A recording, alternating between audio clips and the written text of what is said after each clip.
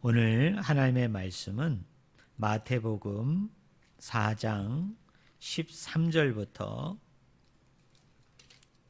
17절까지 보겠습니다.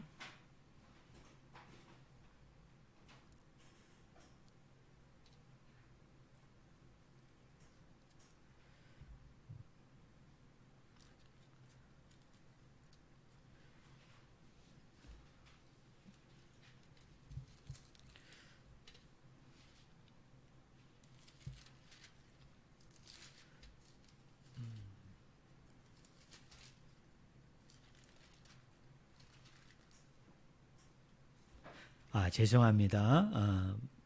마태복음 3장 13절부터 17절까지 말씀을 봅니다. 신약성경 3쪽입니다. 마태복음 3장 13절부터 17절까지 제가 말씀을 읽어드리겠습니다. 마태복음 3장 13절에서 17절까지입니다.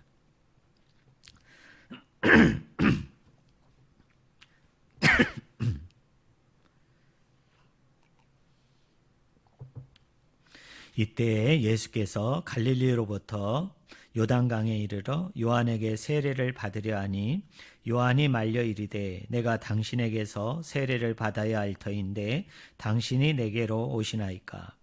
예수께서 대답하여 이르시되 이제 허락하라. 우리가 이와 같이 하여 모든 의를 이루는 것이 합당하니라 하시니 이에 요한이 허락하는지라. 예수께서 세례를 받으시고 곧 물에서 올라오실새 하늘이 열리고 하나님의 성령이 비둘기같이 내려 자기 위에 임하심을 보시더니 하늘로부터 소리가 있어 말씀하시되 이는 내 사랑하는 아들이요 내 기뻐하는 자라 하시니라. 아멘. 오늘 같이 읽은 마태복음 3장 13절부터 17절의 말씀을 가지고 내 사랑하는 아들, 내 기뻐하는 자라는 제목으로 같이 하나님의 말씀을 나누기를 원합니다. 오늘 본문 말씀은 예수님께서 본격적으로 공생의 사역을 시작하기에 앞서서 먼저 세례 요한에게 세례를 받고 있는 이야기입니다. 오늘 본문 16절에 보니까 이렇게 나오죠. 예수께서 세례를 받으시고 곧 물에서 올라오실세라고 말씀합니다. 먼저 우리는 여기서 이런 질문을 할 수 있습니다. 왜 예수님께서는 세례 요한에게 세례를 받으셔야 했는가입니다. 예수님이 세례 요한에게 세례를 받았잖아요. 자, 예수님이 세례 요한에게 세례를 받았다라고 얘기할 때 그것이 가지는 의미가 무엇인가입니다. 우리가 토요일 날 저녁 8시에 예수님은 누구신가에 대해서 우리가 계속 듣고 있잖아요. 자, 예수님은 누구십니까? 하나님과 똑같은 본체라고 얘기했죠. 그런데 하나님께서 동등됨을 여기지 아니하시고 자기를 손수 비우셔서 뭐의 모습을 가지고 종의 모습을 가지고 이 땅에 뭘로 오셨어요? 인간으로 오셨다. 인간으로 오셨다. 라고 얘기했습니다. 그리고 예수님이 이렇게 성육신하신 것은 두 가지 의미가 있다고 얘기했죠. 첫째로는 뭐예요? 우리 인간들이 신이 되게 하기 위함이다. 그래서 성경에는 생명이라는 단어가 두 개가 쓰이는데 하나는 비오스, 하나는 조에라는 말이었죠. 자, 비오스는 뭐라고 그랬어요? 생물학적인 생명을 얘기하고, 조에는 하나님께서 우리에게 선물로 주시는 신적 생명, 영원한 생명이라고 말씀을 드렸습니다. 자, 우리 육체적인 생물학적인 생명은 어디로부터 오게 됩니까? 우리가 부모로부터 받게 되어지죠. 우리가 어머니 뱃속에 있다가 이제 출산일이 되어져서 밖으로 우리가 나오게 되어지면 그때 가지게 되는 그 생명이 뭐예요? 이 생물학적 생명이죠. 그러나 그것만으로는 부족한 거죠. 왜 그래요? 하나님이 부어주시는, 하나님이 선물과 은총으로 주시는 신적 생명, 영원한 생명을 우리가 같이 가지게 되어졌을 때, 그때서야 비로소 사람이 어떻게 됩니까? 온전한 몸이 되는 거예요. 여러분, 완전한 몸이 되어지는 거예요. 우리 성도님들은 이미 예수 그리스도를 나의 구주, 나의 하나님으로 영접하셨기 때문에 생물학적인 생명뿐만 아니라 하나님으로 말미암아 주어지는 신적인 생명, 이 영원한 생명까지 같이 가지고 있기 때문에 어때요? 우리는 온전하고 완전한 몸을 가지게 된다. 인간을 가지게 된다. 이렇게 말씀을 드렸습니다. 그 다음에 성육신이 가지고 있는 두 번째 의미가 뭐라고 그랬어요? 인간으로서 인간됨에 있어서 참 인간을 이루게 하기 위해서 바로 예수 그리스도가 이 땅에 인간으로 오셨다는 얘기죠. 자, 여러분, 예수 그리스도를 믿지 않는 사람들은 사실은 부족합니다. 연약해요. 왜요? 아직 하나님의 관계 속에 들어와 있지 않기 때문에. 아직도 하나님과의 깊은 교제와 만남 속에 들어와 있지 않기 때문에 이 예수 그리스도를 믿지 않는 사람들은 그 자체로 부족해요. 그 자체로 모자람이 있습니다. 그 자체로 연약함이 있습니다. 그러나 오늘날 예수 그리스도를 믿는 저와 여러분들은 어떻습니까? 하나님과의 관계성 속에 이미 주어진 존재로서 살아가기 때문에 오늘 우리가 뭐예요? 참 인간이에요. 온전하고 완전한 인간임을 우리가 깨닫게 되어집니다. 그런데 예수 그리스도가 어떻게 하셨어요? 이 땅에 이런 완전한 인간으로 참 인간으로 오셔가지고 그분이 공생의 사역을 시작함에 있어서 첫 번째로 하신 일이 뭐냐면 세례 요한에게 뭘 받았어요? 세례를 받은 거예요. 그럼 예수님이 세례를 받았다는 의미가 무엇인가? 이걸 알기 위해서는 세례가 가지고 있는 의미를 알아야 돼요. 우리 성도님들 중에는 일찍이 저를 통해서나 또는 다른 목사님들을 통해서 세례 받은 사람도 있을 것이고 또 최근에 예수 그리스도를 믿으신 분은 아직 세례를 받지 아니하신 분들도 있을 거예요. 이번에 기독교 기본 진리 강의를 다 수료하신 분은 마치신 분들은 제가 수료증을 드리려고 합니다. 또 수료증과 함께 뭘 드리려고 하느냐면 아직 세례받지 않은 분들은 제가 그 강의가 다 마무리되고 난 이후에는 세례 문답을 하게 되어지고 그 문답을 통과하신 분들은 제가 교회 이름으로 성부, 성자, 성령의 이름으로 세례를 주려고 합니다. 자, 세례에는 여러 가지 의미가 있어요. 그 중에 오늘 본문 말씀과 관련지어서 가지는 한 가지 의미는 뭐냐면 세례는 이런 것입니다. 우리 성도님들 한번 따라해 보실래요? 세례는 죽는 것이다. 세례가 뭐라고요? 죽는 거예요. 그래서 사도 바울은 그 바울 서신을 보면 그가 쓴 서신을 보면은 세례를 뭐라고 얘기했느냐? 예수 그리스도와 함께 장사되어졌다 이렇게 얘기합니다. 예수 그리스도와 함께 어떻게 됐다는 거예요? 함께 죽음. 그것을 상징하고 있는 것이 뭐예요? 그것이 바로 세례인 것입니다. 그러니까 예수 그리스도가 세례 요한에게 세례를 받으셨다는 얘기는 예수 그리스도가 하나님이심에도 불구하고 어디에까지 내려오신 거예요? 그 죽음의 자리, 그 심판의 자리, 그 저주의 자리까지 친히 내려오심을 상징하는 사건이 뭐냐? 그게 바로 예수 그리스도께서 세례를 받으신 거예요. 아니나 다를까? 예수님은 이 세례 사건에서 의미한 대로 나중에 어디에? 십자가에서 말로 다 할 수 없는 고통과 아픔과 두려움을 무릅쓰시고 그 십자가에서 철저하게 어떻게 합니까? 죽으셨죠. 자기를 비우시고 자기의 모든 것들을 다 쏟아내으셨어요. 그럼을 통해서 그 죽음 가운데 그 사망 가운데 허덕이는 저와 여러분을 어떻게 해요? 선물로서 은총으로서 구원의 자리로 생명의 자리로 은총의 자리로 옮기신 것이 누굽니까? 바로 예수 그리스도임을 우리가 분명히 깨달을 수 있어요.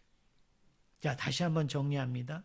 예수님께서 세례 요한에게 세례를 받았다는 것이 오늘 저와 여러분에게 던져주는 핵심적인 메시지, 핵심적인 의미는 무엇이다? 예수님이 어디의 자리까지 내려오셨다?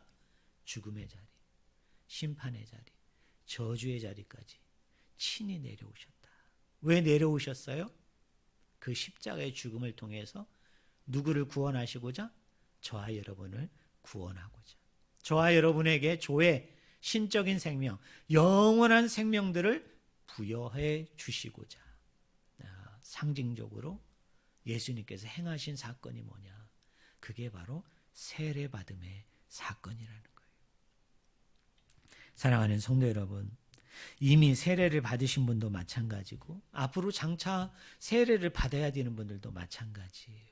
우리는 다 어떤 사람들이에요? 예수 그리스도 안에서 죄에 대해서, 불의에 대해서, 불순종에 대해서, 악에 대해서 우리는 이미 뭐한 자이다?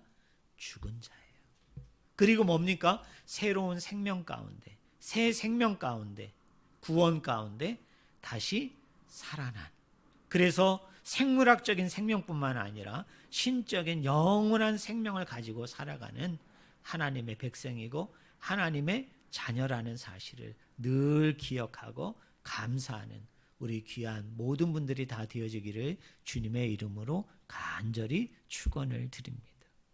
내가 세례를 받든 세례를 받지 아니했든 아직도 불의에 대해서, 죄에 대해서, 또 불순종에 대해서, 또 하나님을 대적하고 또 하나님이 싫어하는 것들을 하는 것에 대해서 아직도 죽지 아니한 부분이 있다면 우리는 날마다 십자가 안에서, 복음 안에서, 말씀 안에서 우리를 쳐서 복종하는 그런 귀한 은혜와 역사가 오늘 저와 여러분들 가운데 넘치기를 주의 이름으로 간절히 축원을 드립니다.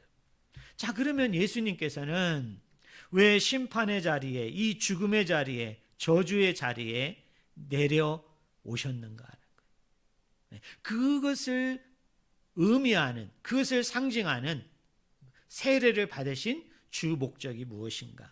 오늘 본문이 그것을 설명합니다. 우리 15절 말씀을 한번 보겠습니다. 15절에 보니까 예수께서 대답하여 이르시되 이제 허락하라.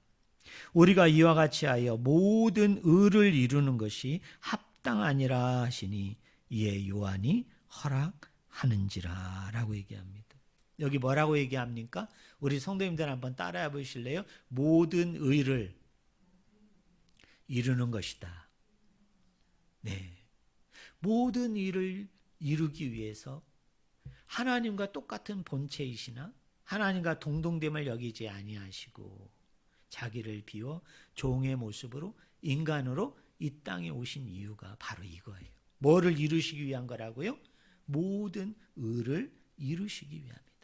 자, 예수님께서 공생애를 시작함에 있어서 왜 요단강가에 와가지고 세례 요한에게 왜 세례를 받았는가? 그 세례는 죽음의 의미라고 그랬어요. 저주의 자리로, 심판의 자리에 내려오신다는 의미였어요. 그러면 왜 예수님께서 이 죽음의 자리로, 이 심판의 자리로, 이 저주의 자리로 왜 친히 내려오셨는가? 그 이유가 뭐라고요? 모든 의를 이루기 위함이다 라고 말씀하고 있습니다. 그러면 우리는 여기서 질문해야 되죠. 모든 의를 이룬다고 얘기할 때 그 의가 의미하는 바가 무엇인가라는 것입니다. 여기 의는 구약 백성으로 얘기하면 율법이 요구하는 삶이에요. 율법을 받음을 통해서 그 율법에 기록된 말씀대로, 그 율법에 기록된 계명대로 살아야 되는 의예요. 그런데 놀라웠게도 구약의 이스라엘 백성들이 이 율법을 온전히 쫓는 그 의, 그 삶을 영위했을까요? 영위하지 못하였을까요? 영위하지 못하였어요. 불순종하였습니다. 하나님 앞에 말로 다 할 수 없는 많은 악을 행하였어요. 불의를 행했어요.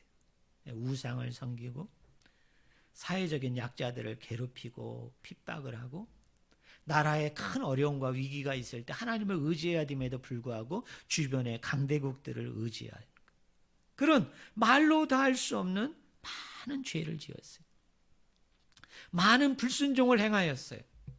그래서 율법이 요구하는 그 의로서의 그 깨끗한 정결한 거룩한 삶을 영위하지 못했기 때문에 이 사람들은 의의 열매를 맺지 못했어요.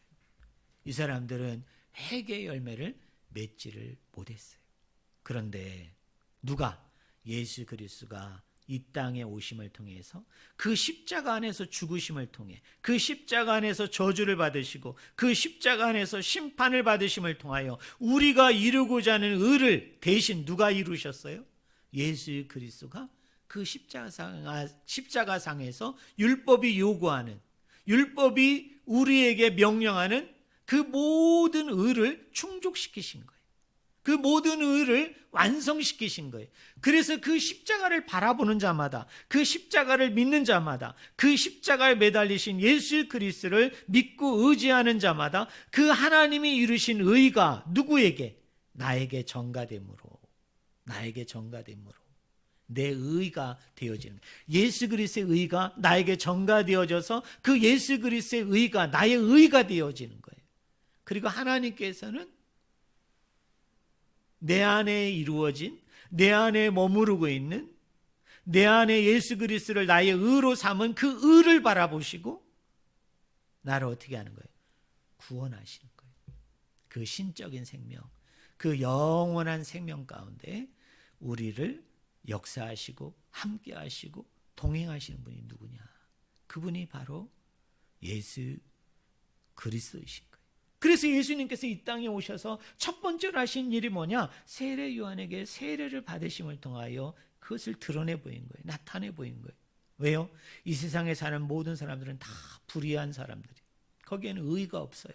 불순종하였고 죄를 지었어요. 그것으로 인해서 심판과 사망 가운데 있어요. 그런데 그리스도께서 그 심판의 자리로, 그 사망의 자리로 내려오셔서 율법이 요구하는 의, 그 복되고 귀하고 아름답고 거룩한 삶의 모든 요구를 충족시키신 거예요.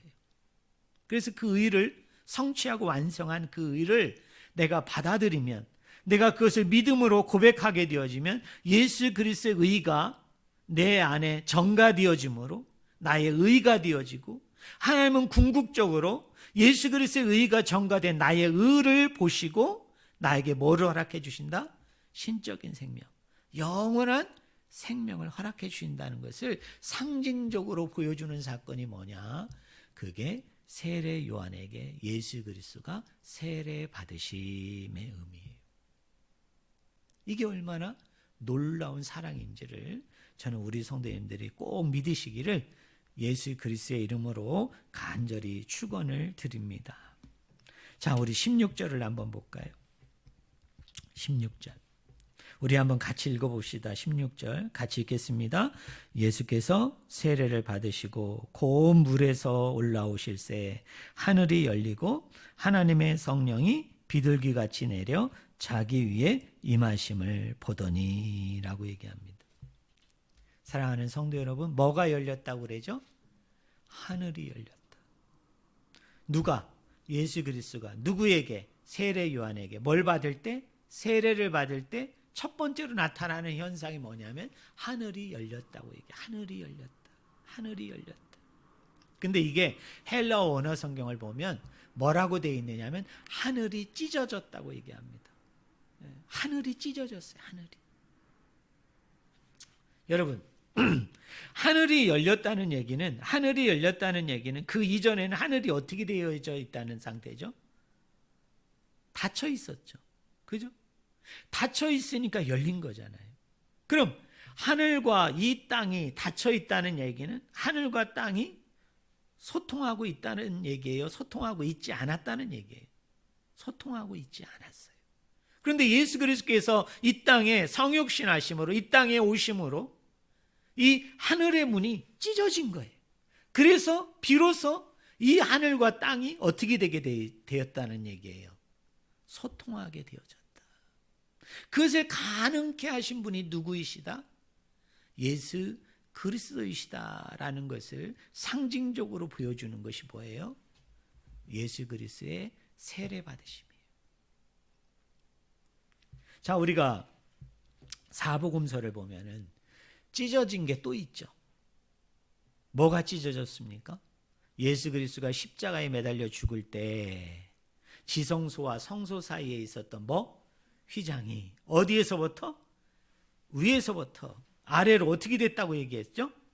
찢어지더라, 이렇게 얘기해요. 자, 성소 회장이 찢어진 것도 마찬가지예요. 자, 이 성소 회장이 찢어지기 전까지는, 예수 그리스도의 십자가에 매달려 죽기 전에는 아무나 성소에 들어갈 수가 없었어요. 아무나 하나님의 법궤가 모셔져 있는 지성소에 들어갈 수가 없었어요. 그러나 이제야 비로소 성소 회장이 찢어졌다는 얘기는 뭐죠? 누구도, 어떤 사람도, 누구나 다 어디로 들어갈 수 있었어요? 성소로 들어가고 지성소로 들어갈 수 있었어요. 하나님의 전에, 하나님이 임재하시는 그 장소에 누구나 다 들어갈 수 있도록 만들어준 사건, 그것이 무슨 사건이다? 그게 십자가의 사건이다. 오늘 저와 여러분들이 하나님의 영을 힘입어 아버지 앞에 나와 이렇게 예배할 수 있는 것도 십자가의 사건을 통해서 어떻게 해요? 하나님이 하늘과 땅이 소통하도록. 자, 하늘은 하나님이 계신 것이고 땅은 우리가 있는 곳인데, 다른 말로 얘기하면 하나님과 우리가 소통하도록 하나님이 뭐를 찢어 놓으셨기 때문에, 하늘을 찢어 놓았기 때문에, 하늘을 열어 놓으셨기 때문에 우리는 그 하나님의 존전 앞에, 하나님의 보좌 앞에 담대하게 나아갈 수 있었던 거예요.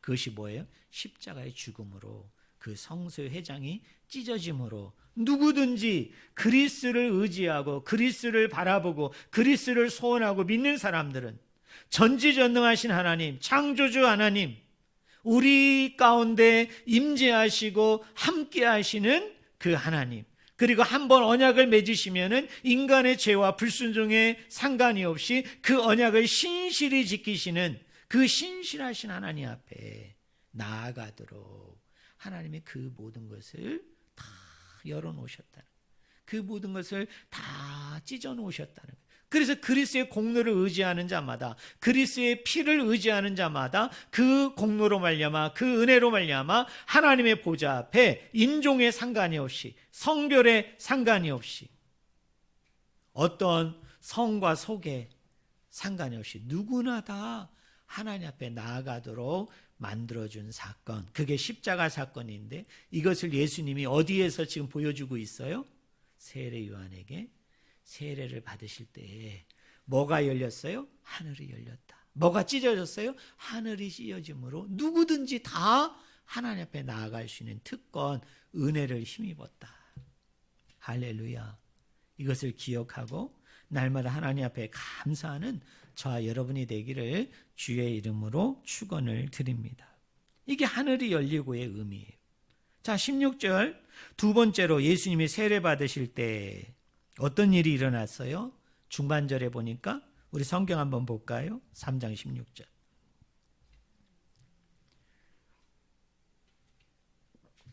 우리 중반절 한번 읽어봅시다. 하나님의 성령이 거기 같이 읽겠습니다. 하나님의 성령이 비둘기같이 내려 자기 위에 임하심을 보시더니 라고 얘기합니다. 사랑하는 성도 여러분, 이 비둘기가 의미하는 바가 무엇일까요? 예, 많은 분들은 이 비둘기가 뭐를 의미하느냐, 평화의 상징이다, 이렇게 많이 생각을 하죠. 그래서 이 국가의 어떤 연례 행사들을 보게 되어지면 가끔 뭐를 날려보냅니까? 비둘기를 날려보내잖아요. 비둘기를 가두어뒀다가. 왜요? 비둘기는 믿는 사람이나 믿지 않는 사람이나 동일하게 이야기하는데, 비둘기는 뭐를 상징하냐면 평화를 상징한다. 평화를 상징한다. 물론 지금은 아주 성가신 동물이 되어졌고 별로 사람들이 환영하지 않는 그 조류, 그 동물이 되어졌죠. 하지만 이 고대 시대에 있어서 뭐 근대에도 마찬가지예요. 비둘기 그러면 뭐라고 생각하느냐면 그건 평화를 상징한다 이렇게 생각을 하는 거예요. 그리고 성경에서도 비둘기가 이 평화를 상징한다라고 이야기하는 분들도 제가 종종 발견하고 합니다. 그런데 이 비둘기가 상징하는 것이 평화인 것 같지는 않아요. 물론 그걸 의미할 수도 있지만 그게 다인 것 같지는 않아요. 이 사도행전에 보면은 마가의 다락방에 예수님의 제자들과 무리들이 모여서 간절하게 울부짖어 기도할 때에 성령이 뭐같이 임하죠? 불같이 임하죠. 불의 혀같이 그들의 머리 가운데 임해요. 그런데 공관복음서에 보면은 성령이 뭐같이 임하느냐면 비둘기같이 임해요. 그러면 그때 그 성령은 평화의 영이냐, 평화의 하나님이냐, 평화의 성령님이냐, 그거보다 더 큰 의미가 있어요. 어떤 의미냐면 여러분 창세기 7장, 8장, 9장에 보면 노아의 홍수 사건이 나오죠. 그죠? 40주야 40일 동안 비가 내려가지고 온 지면이 물에 잠겨요. 그리고 노아의 방주에 노아를 위시한 8명의 가족들과 이제 가축들이 이제 구원함을 받잖아요. 그 노아의 방주에. 그런데 이제 노아가 꽤 시간이 지난 이후에 물이 빠졌는가를 확인하기 위해서, 뭇이 드러났나, 땅이 드러났나를 확인하기 위해서 여러분 뭐를 밖으로 내보내죠? 비둘기를 내보내요. 그런데 처음에 비둘기를 내보냈을 때는 이 비둘기가 한참 날아다니다가 빈손으로 돌아와요. 그냥 돌아와요. 그리고 7일이 지나고 난 이후에 두 번째로 비둘기를 내보냅니다. 한참 비둘기가 돌아다니다가 돌아왔는데 그 부리에 뭐를 여러분 물고 오죠? 아주 싱싱한 올리브 잎을 물고 와요. 그때 노아는 알게 되는 거죠. 그 온 지면이 홍수로 말미암아 멸망을 당했어요. 지금 온 지면이 물로 덮여져 있는데 비로소 물이 빠지고 있다는 것을 알게 돼요. 그리고 또 7일이 지나고 난 이후에 비둘기를 내보냈어요. 그랬더니 이 비둘기가 돌아오지를 않아요. 여러분 돌아오지 않는다는 얘기는 뭐예요? 비둘기가 자기 은신처, 자기가 머물 수 있는 자리를 발견했다는 얘기 아닙니까? 그때 비로소 노아와 그의 가족들이 노아의 방주의 문을 열고 여러분 그 드러난 뭇으로 드러난 육지로 이 사람들이 나오게 되는 것을 볼 수가 있어요. 그러면 이 비둘기가 여러분 상징하는 게 뭡니까? 옛 세상이 이제 끝나고 옛 세상은 물로 말미암아 심판받았잖아요. 물로 말미암아 다 멸망받았잖아요. 그리고 나서 무슨 세상이 왔다는 것을 새로운 세상, 새 세상이 이제 열리게 되어졌다는 것을 의미하는 게 그게 뭐예요? 바로 비둘기예요. 자, 이런 측면에서 오늘 본문 말씀을 보면 이런 뜻이죠. 예수 그리스도가 세례 요한에게 세례를 받을 때에 하늘의 문이 찢어지고 하늘이 찢어지고 성령이 비둘기같이 예수 그리스도 안에 임재하였다는 이야기는 뭡니까? 이제 본격적으로 예수 그리스도를 통해서 옛 세상, 옛 것은 이제 끝이 나고 예수 그리스도로 말미암아 무슨 세상? 새로운 세상, 새 세상, 새로운 세계가 본격적으로 열리게 되어졌음을 상징하는 것이 뭐예요? 그것이 비둘기같이 임하는 성령이 오늘 저와 여러분에게 말씀하고 있는 거예요. 고린도후서 3장 17절에 보면 그리스도 안에 있는 자들은 새로운 피조물이라고 얘기했어요. 거기서 새로운 피조물이라고 그럴 때 그 피조물이 가지고 있는 의미는 뭐냐면 그리스도 안에 있는 자들은 새롭게 지음을 받은 자다. 새 창조다. 그런 말을 하는 거예요. 그게 의미하는 바가 뭡니까? 내가 그리스도를 믿었다는 것은 옛 세상과의 단절이에요. 옛 세상이 뭡니까? 내가 그리스도를 믿기 전에 가졌던 그 가치관, 인생관, 세계관, 내가 예수 그리스도를 믿기 전에 이것이 중요하다고 생각하고 이것이 가치 있다고 생각하고 이것이 전부라고 생각했던 그 모든 것을 끊어내는 것을 말하는 거예요. 그리고 이제는 뭡니까? 나는 그리스도 안에서 새로운 피조물이에요. 나는 그리스도 안에서 새롭게 태어난 사람이에요. 새롭게 지음받은 사람이에요. 그러면 이제 나는 뭡니까? 세상의 법을 쫓는 사람이 아니라 하나님의 법을 쫓는 사람으로 바뀌는 거죠. 나는 이제 세상의 명령에 순종하는 사람이 아니라 하나님의 명령에 순종하는 사람으로 바뀌는 거예요. 그것이 뭐예요? 그게 새 창조예요. 그게 새로운 창조예요. 결국 예수 그리스도가 세례를 받았다는 것은 그런 의미인 것 같이 오늘 우리가 그리스도 안에서 하나님 안에서 우리가 세례를 받는다는 것은 그런 의미예요. 옛 세상과의 단절, 옛 세상과는 완전히 죽는 거예요. 그리고 예수 그리스도 안에서 다시 태어나는 거예요. 예수 그리스도 안에서 다시 시작하는 거예요. 새로움이 있는 거예요. 사랑하는 성도 여러분, 오늘 이 시간에 한번 우리 스스로에게 한번 질문해 봅시다. 나는 그리스도 안에서 새로운 피조물인가? 나는 정말로 그리스도 안에서 새로운 사람인가? 새로 창조된 사람인가? 그 새로 창조되어진 새로운 사람으로서 내가 얼마나 살아가고 있는가? 나는 세상의 법보다는 하나님의 법을 우선시하고 나는 세상의 명령보다는 하나님의 명령을 더 우선시하고 세상 사람들이 가치 있게 여기는 것보다는 하나님 나라의 가치를 더 우선하고 거기에 더 중점을 두고 거기에 더 방점을 두고 나는 아버지의 부르심대로 아버지의 명령대로 아버지의 말씀대로 나는 그렇게 온전히 살아가는 자인가? 저는 오늘 이 시간에 우리 스스로를 잘 진단해 보았으면 좋겠어요. 자, 예수님이 세례 요한에게 세례를 받으실 때 세 번째로 나타난 현상이 뭡니까? 마지막 17절입니다. 우리 17절 말씀 한번 같이 읽어봅시다. 같이 읽겠습니다. 하늘로부터 소리가 있어 말씀하시되 이는 내 사랑하는 아들이요 내 기뻐하는 자라 하시니라 라고 얘기합니다. 하늘에서 뭐가 들려요? 소리가 들렸어요. 소리가. 근데 그 소리는 두 가지였어요. 첫째로는 뭐라고 얘기했어요? 내 사랑하는 아들. 내 사랑하는 아들. 두 번째로는 뭐라고 얘기했습니까? 내 기뻐하는 자예요. 내 기뻐하는 자.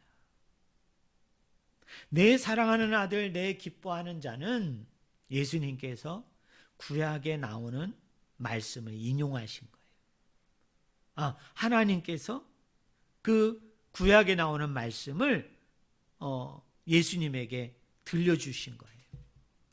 자, 내 사랑하는 아들은 구약 성경에 어디에 나오냐면 시편 2편 7절에 나와요. 거기 보니까 이렇게 되어 있습니다. 너는 내 아들이라. 오늘 내가 너를 낳았도다.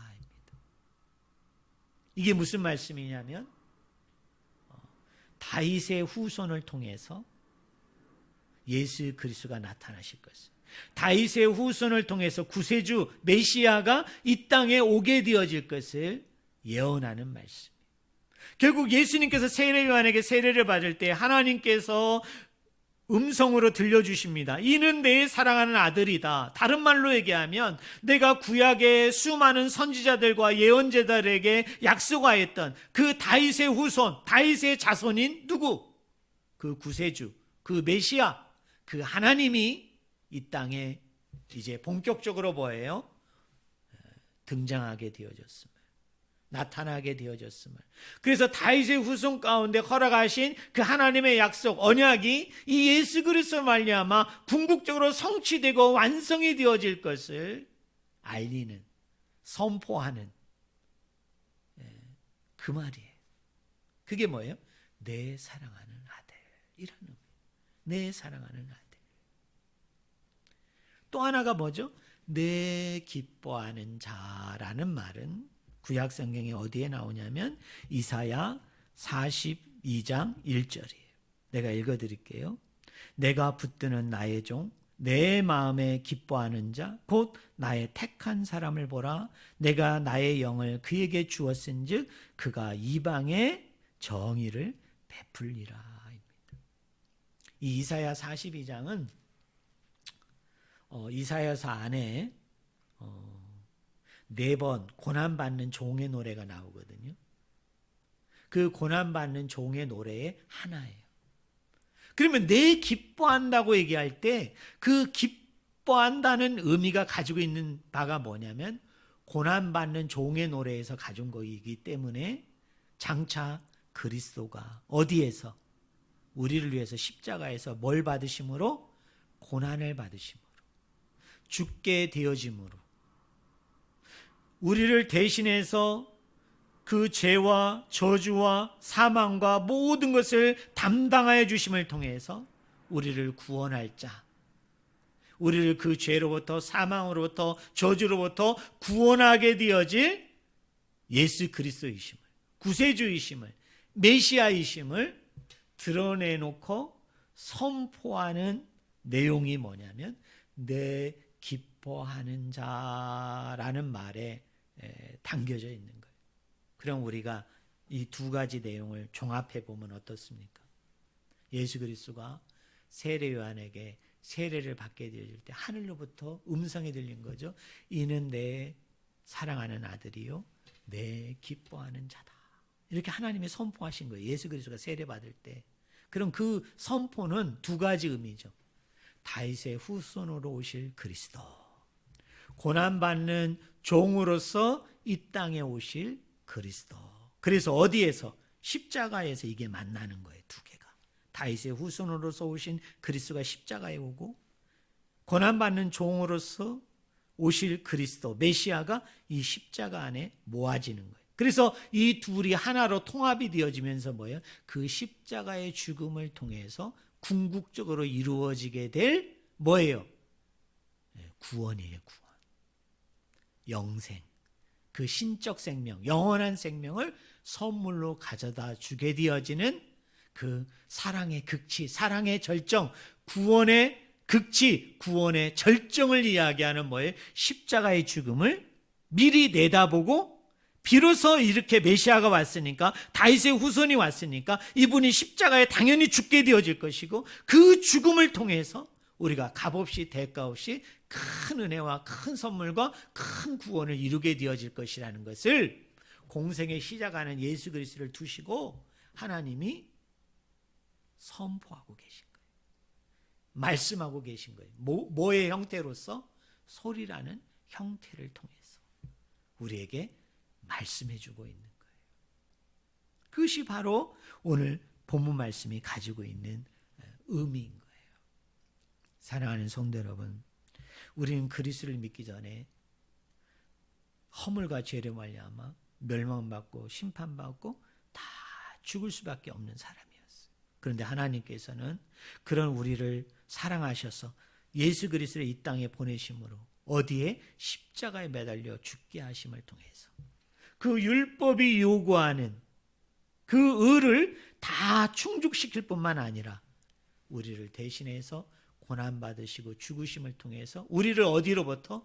죄로부터, 사망으로부터, 저주로부터 구원하신 그 구주, 메시아, 그 하나님이 누구시라고요? 예수 그리스도이시다.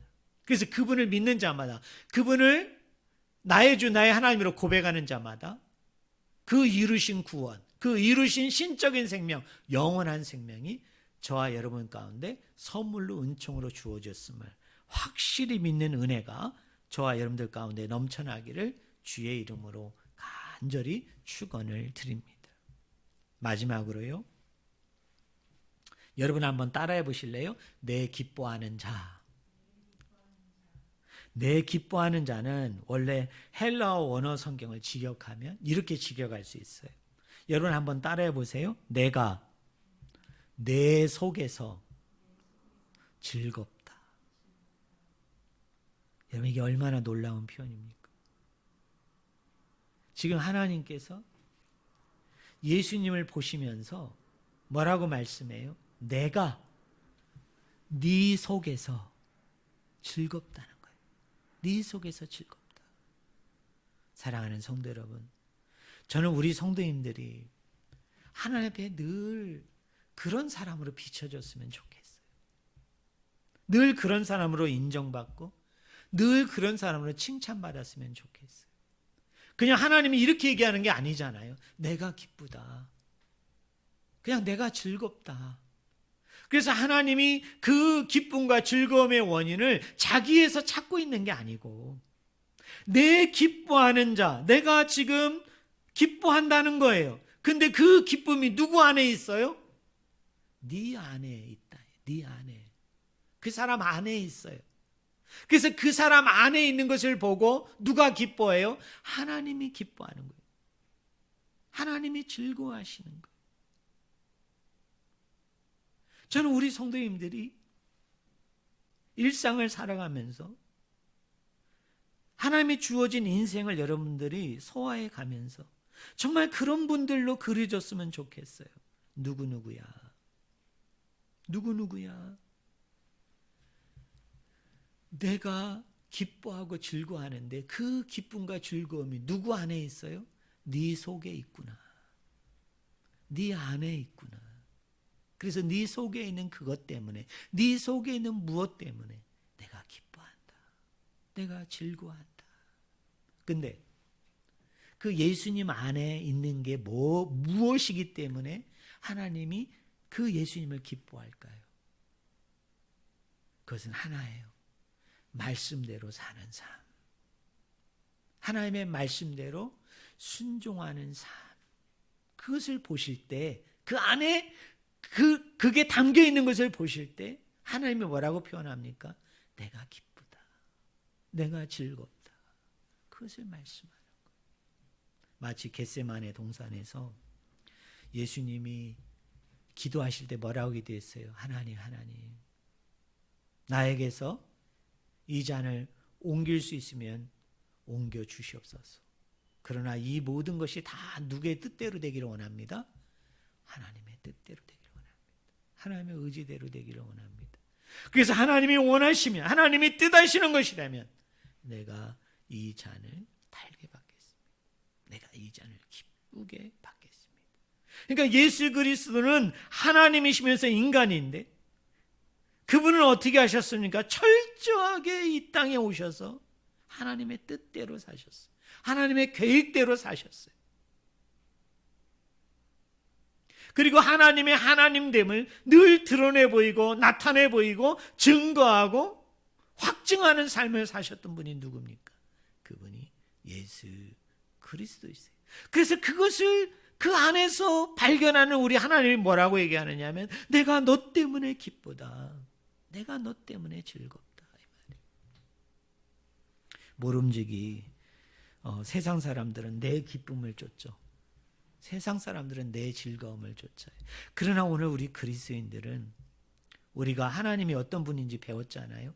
창조주 하나님, 전능자의 하나님, 우리에게 다가오시는 임마누엘의 하나님, 신실하신 하나님인 것을 우리가 믿는다면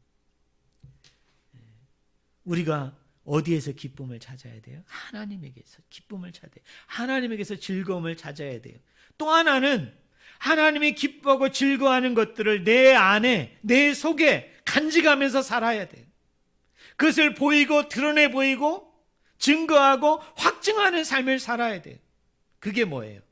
하나님의 말씀대로, 하나님의 의지대로, 하나님의 계획대로 순종하는 거예요.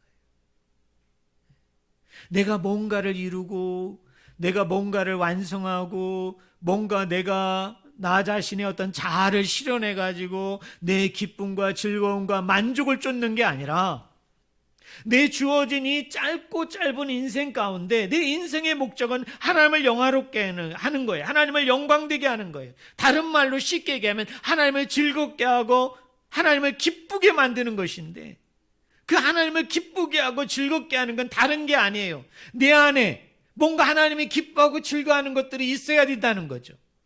네 속을 보니까, 너 중심을 보니까 내가 기뻐하고 즐거워한다고 하였으니까 그러면 우리 속에 뭘 두어야 되느냐 하면 말씀대로, 하나님의 뜻대로, 하나님의 의지대로, 하나님의 계획대로 순종하는 그 삶을 내 안에 간직하고 살아갈 때, 아니 내 안에 그것을 간직하기 위해서 살아갈 때 하나님은 그 중심을 보시고 그 속에 있는 내용을 보시고 하나님 뭐라고 얘기해요?